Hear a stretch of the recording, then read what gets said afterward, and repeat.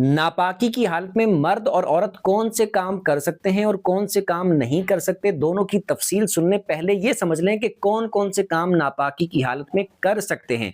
अगर मर्द और औरत पर गुस्ल फर्ज हो, नापाकी की हालत हो, तो उस हालत में अगर वो नींद करते हैं यानी सो जाते हैं तो बिल्कुल जायज़ है, सो सकते हैं। इसी तरह घर का कोई काम कर लेते हैं, सफाई सुथराई वाला, झाड़ू देना, बर्तन धोना या कपड़े धोना, इस तरह की कोई सफाई सुथराई वाला काम करना, तो वो भी नापाकी की हालत में कर सकते हैं।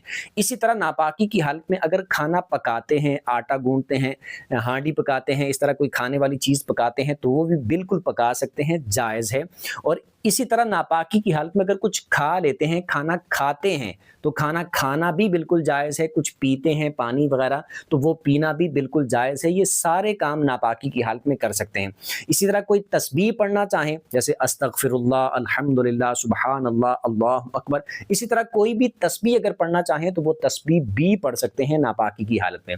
कोई दुआ करना चाहें, दुआ भी कर सकते हैं नापाकी की हालत में।